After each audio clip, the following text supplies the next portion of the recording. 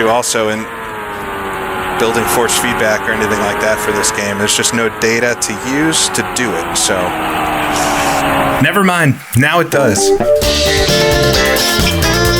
So yeah, I've been working entirely too much on this the past few weeks. An app which adds force feedback for modern steering wheel controllers to IndyCar Racing II, Papyrus's 1995 IndyCar game that I've been obsessed with for about 30 years now.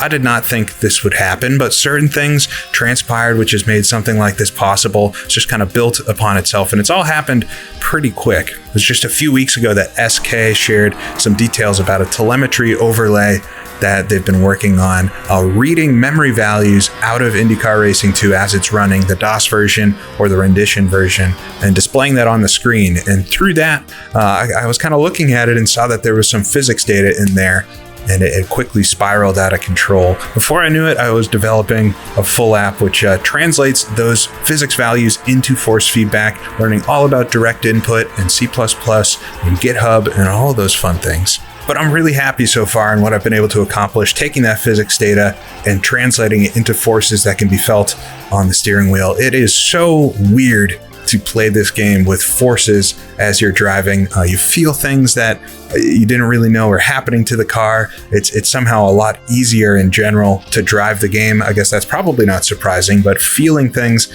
feeling the road as you're driving over it or the car as it's about to swap ends really does make a difference in how easy it is to play this game. But after playing it for nearly 30 years without forces, first starting on the keyboard and then joysticks and then even wheels just without any sort of force, it's kind of a surreal moment to boot it up and actually feel the car speaking back to you. And so at its state right now, it's a beta. And so I do want to put a big caveat here that there's going to be some combination of wheel or system out there that probably won't work. I am no pro developer, very, very far from it. It's my first thing I've ever really written in C++, and I've been hacking away at it now for a few weeks, taking, like I said, way too much time on it. But I've so far been able to have it tested on a few different Focus systems with different types of wheels, Moza, Thrustmaster, SimMagic, and it seems to play pretty well, especially with direct drive wheels. I think there might still be maybe a few issues here and there with belt-driven wheels or some of the older ones. But I'm releasing it now as a beta to hopefully have more people test it and provide some feedback, either if it works well or if you have some issues, and maybe you could send me your log file and post about it maybe on my Discord or send me an email. It'd be super helpful just to make sure it does work kind of across every type of system and things like that. But I do want to put a big disclaimer up front that this is a beta and I'm not a professional developer. And so you are trying it at your own risk. I don't think anything bad will happen, but definitely test it on low forces, get a feeling for it, make sure it plays well with your hardware and things before you increase the forces. I haven't had anything super crazy happen, but I don't know what's out there. So the last thing I'd want is for somebody to hurt themselves or break something because of this app. And so definitely try it on low forces first and be careful with it, or just wait a little bit until it's fully released after some other folks test the beta, and you're less likely to run into any issues. So what am I actually calculating? In the memory of the game, SK was able to find some values that looked something like tire loads. They at least corresponded to the tires doing things. They were also able to find steering rotation and miles per hour and a few other parameters. But it really was Eric on my Discord as well, who I have to thank so much, that continued looking through the memory of the game and found a few other sets of tire parameters that really, really helped. We think that they're friction values, maybe in newtons, maybe in some other type of measurement, but there's some sort of physics related value for tires that seem to fluctuate as the car loads up on tires. And so using those numbers and a lot of guesswork and a lot of math, I was able to translate it into G-forces. And so we can take an approximate lateral G of the car and use that to apply it to steering rotation and forces. So as you turn to the left, going high speed, you're going to rack up a lot of G-force and the wheel's going to push back against you. And then as you go to the right, it'll do the opposite. So you can really feel what the car is doing as the weight transfers and things. It does make the car very easy to understand what's going on. You get a lot of push or forces in the wheel when it's understeering, and then it gets really light if you're going to oversteer, and you can feel it swap ends on you. It's very, very neat. I've also got a little calculation in there that checks the differences between the front tires as they load up. And if there's a real spike in difference, like the right front gets a lot of force suddenly compared to the left or vice versa, it'll actually make you feel that in the wheel as well, which adds details to driving over grass and dirt and running over some of the seams and the camber changes. It's not quite the detail that I would love to get, but with the physics data that we have right now, I think it's actually pretty good.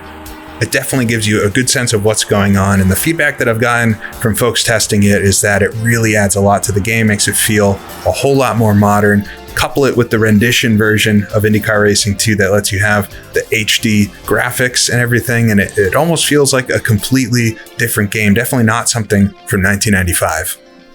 So for you folks that want to try this thing as it is right now, I'll put a link to my GitHub in the description of this video where you can always download the newest release of this. I've been releasing a lot of updates for it as I've been tweaking things and getting feedback, and I don't really expect that to change, especially with new folks testing it. But if you come to the GitHub and click on the release here on the right side to the newest release, you'll be able to come and download it right here, and it'll come as a zip file. So then once the download finishes and you unzip the folder, you can actually run this from anywhere. It doesn't have to be inside of your IndyCar 2 directory or anything like that, but there are a few things you have to set up to get this running. The main thing is the FFB INI file, and you can open that in any text editor. And this file itself is where I've got all the settings for how you set this up and tweak it for your specific hardware and version of the game. The first thing to set up is the device that you're using itself, and if you pull open your controllers window from Windows, you want to actually label this exactly as it appears in this window. So I'm using my Fanatec wheel, and I want to label it exactly this way. This is how the app itself finds your controller, and so in here I've written Fanatec wheel. For the game version, this would be the title of the EXE that you're using to run the game. It's probably going to be IndyCar or maybe kart, depending on the version of the game that you have. And then there's the version itself. We only support two versions right now, the DOS 4G version, which is the main one that folks would have been playing for years, that you should be able to find. And then the Rend 32A version is the new rendition version if you've got that installed. And to change this, you would just pop this into here. If it starts up and it isn't reading tire data and things like that, it's probably because you have the wrong version of the game. And I do have a tutorial on my site for how to install the rendition version. From there, we get into the actual force feedback settings themselves. I have it set for force here, which is the master level of how much force this will provide. I've got it set to 25%. To start, I recommend starting there. Worst case scenario is it's going to feel way too light for you, and then you can come back in here and increase it. But I really want people to be cautious with trying this, and so I would recommend starting at 75%. For my wheel, I've been running it around 50 to 60%, and just for folks to see, because I know they'll ask, these are the force feedback settings that I run in general for all games. The only specific thing I change for IndyCar 2 is the sensitivity. I've got it set to 270 degrees rotation, quite low, probably needs to be 300 or less to get that snappy steering feeling that you would have in your wheel. But I run at 50%, 6 Nm force for my force feedback, and I've got the rest of the settings basically off for this. But using that with 50% force in the app here, it's pretty strong, but it's not overly strong or distracting. From there, there's a few more settings to tweak things. You do have an invert setting, so if the forces are doing the wrong thing in the wrong direction, they're pulling the wheel instead of pushing against it, you can set this to true just by writing true in here, and that will actually change the direction of all the forces. I've got a limiter in place, so if you're running maybe an older wheel or a belt drive wheel, this can be set to true as well to limit the rate at which feedback is sent to the wheel to hopefully fix some issues there. This is probably the newest setting that needs to be ironed out, but hopefully that works for some folks. For my wheel or any DD wheels, you shouldn't need this. And even with my G27, I didn't feel like I needed this enabled. And so I would recommend leaving it to false unless you have issues. And then there are a few settings here to tweak the individual forces themselves and tune them to your liking. You can turn each of them on or off with the true toggle here if you don't like certain settings and how they feel, or you can leave them on. I recommend leaving these three on at least to start to get a sense of what it feels like. But you've got your constant force, which is the one that's providing force feedback related to weight on the lateral G. So as the car is going faster and then cornering, that's the thing that's actually going to provide you the main force. So Definitely recommend leaving that to true, but if you want to scale it down to feel some of the other forces a little bit better, you can lower the percentage there. You do have control over the weight setting, so if you don't like the rattle in the wheel when it goes off the course, or maybe it is too much for you, you can either turn it off entirely or scale that down to your liking. And then I did include a damper, which doesn't do much when you're actually driving, but if you're under 50 miles an hour, it adds just some friction to the wheel because these cars don't have power steering. Indy cars never have power steering. So I find that feels pretty realistic to have. So I leave that on by default. But if you don't like a damper, you can shut that off entirely.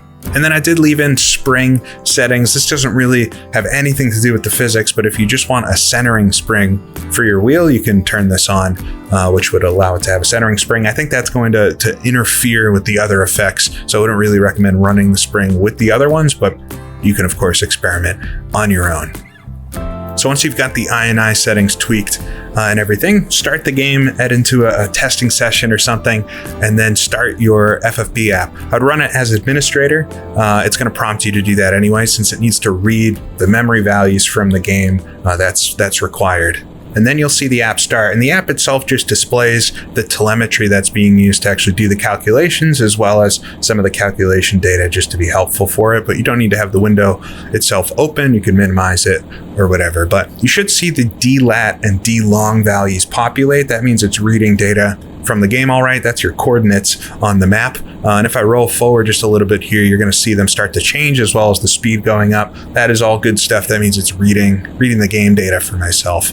And so as you start to move the wheel and things, you can see the physics data being relayed into the app. You've got your different main values that are being read, the centerline rotation, which is just how we're pivoting on the map itself. We've got our speed, of course, the steering raw data that's being given to the game, as well as a lock degree. That's the steering lock to the car itself. So that'll actually change with the setup that you're using. And then the really interesting stuff, at least I think, the tire loads. These correspond to the actual friction, we think, that's being put on each of the tires. So you'll see that increase as there's more sliding essentially against the ground for each of the tires. And that's the main thing that's being used to do all the calculations for the force feedback. Below that, where it says vehicle dynamics, are the numbers that we're spitting out from the calculation. So you can see a rough approximation of how many lateral G's, the force side to side that's being used to do the raw calculations. I've also got a slip angle value in there, which isn't super accurate at this point. But then direction value is going to correspond to the way the wheel's turning. And lastly, the force magnitude that's there. That's how much force is being output to the steering wheel itself for the force feedback. It goes to a maximum of 10,000, which is 100% force.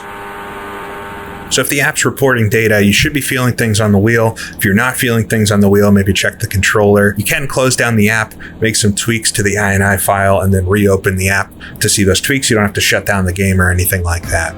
Once you run the app for the first time, you will see a log file appear in the directory that you have it in. And if you open this, it's going to spit out all the different information about what it did as it was running. And if you are having issues, it would be hugely helpful if you can provide this, because it's just going to help me see maybe what was going on with the app, if it detected the game or not, if it actually sent forces to the wheel, what kind of forces those were, and things like that. And it can also maybe be helpful for you to see what's exactly going on with it. So I hope a few folks out there enjoy this. It's been a ton of fun, really, to work on. Also a lot of work, but something that's taught me a lot of things as I've been going. And I can't thank SK enough for the initial just idea and finding this data in the memory of the game to be able to calculate off of. And then Eric, like I said, who's just done a ton of diving through the memory and finding things that I could work with to actually make something that approximates force feedback. If you do try it, I would love to hear if it works all right. If you have any issues, definitely let me know, because I want to fix it and at least make it do something useful for anybody that wants to play this game. But it's been a great lesson in keeping your mind on something long enough.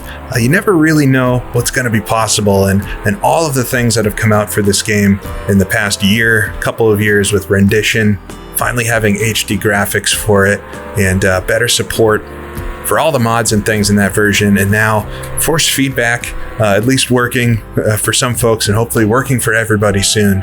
but who knows what'll come out next for these games to continue to add little features to them and make them that much more enjoyable. And I hope with this app and with force feedback in IndyCar 2, it makes it a little more accessible for folks that maybe didn't grow up playing games without force feedback or things like that. I think it makes it a lot easier and more fun to control than it was previously. And so on that alone, it's been a job well done, and hopefully can iron out any remaining bugs and get something that works well for everybody out there. But I appreciate you watching. I know this isn't the normal thing, but it's what I've been working on the past few weeks. So wanted to share it and very eager to hear what people's thoughts are. And I'll be back very soon. Excited to do some live streaming with IndyCar 2 now with force feedback. It's going to be a whole new game for Ryan Axelson. But until then, this is GP Laps, and I'll see you all again next time.